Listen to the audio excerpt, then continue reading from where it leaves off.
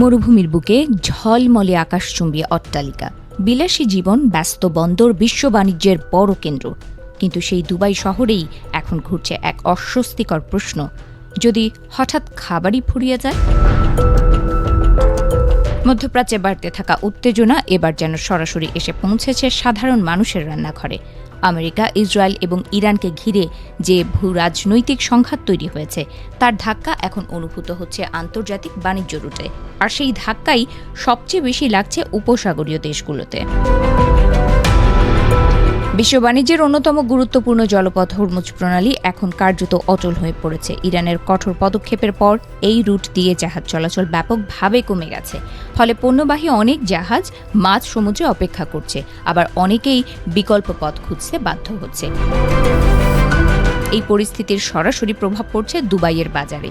বিশেষজ্ঞদের মতে দুবাই শহরের খাদ্য সরবরাহের বড় অংশই আসে বিদেশ থেকে।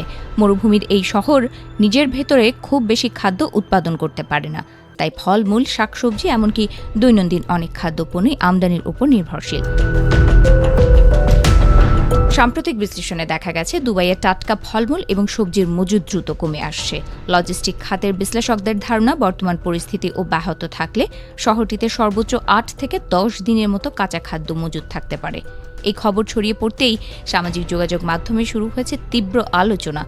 যদি সমুদ্রপথ দীর্ঘদিন বন্ধ থাকে, তাহলে বাজারের ঘাটতি আরও প্রকট হতে পারে। গালফ অঞ্চলের দেশগুলোর একটি বড় দুর্বলতা এখানেই। এই অঞ্চলের বেশিরভাগ দেশ তাদের মোট খাদ্যের প্রায় ৮০ থেকে ৯০% আমদানি করে, আর সেই আমদানির প্রায় ৭০% আসে হরমুজ প্রণালী দিয়ে। অর্থাৎ এই একটি পথ বন্ধ হয়ে গেলে পুরো সাপ্লাই চেইনই বিপর্যস্ত হয়ে পড়ার ঝুঁকি তৈরি হয়। সমস্যা শুধু সমুদ্র পথে সীমাবদ্ধ নয়, যুদ্ধ পরিস্থিতির কারণে আকাশপথেও তৈরি হয়েছে নতুন জটিলতা। অনেক এয়ারলাইন্স এখন ঝুঁকিপূর্ণ এলাকা এড়িয়ে রুট পরিবর্তন করছে, ফলে বিমান পরিবহনের খরচ বেড়ে গেছে কয়েক গুণ। ফলাফল, জরুরি খাদ্যপণ্য বিমানে করে দ্রুত আনার কাজটাও আগের মতো সহজ থাকছে না। তবে আতঙ্ক কমাতে সামনে এসেছে সংযুক্ত আরব আমিরাত সরকার। দেশটির অর্থ মন্ত্রণালয় জানিয়েছে, গুজবের বিপরীতে তাদের কাছে পর্যাপ্ত মজুত রয়েছে।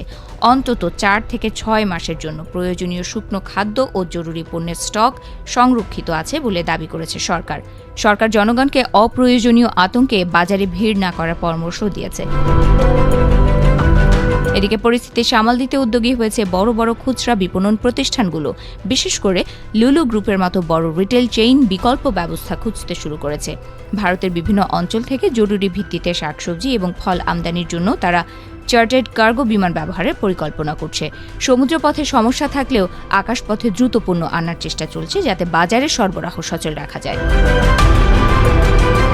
তবে প্রশ্নটা এখনও থেকেই যাচ্ছে, মধ্যপ্রাচ্যের উত্তেজনা যদি আরও দীর্ঘায়িত হয়, তাহলে শুধু দুবাই নয়, পুরো উপসাগরীয় অঞ্চলের সাপ্লাই চেইন বড় ধরনের চাপের মুখে পড়তে পারে। আর সেই চাপ শেষ পর্যন্ত গিয়ে পড়বে সাধারণ মানুষের দৈনন্দিন জীবনে।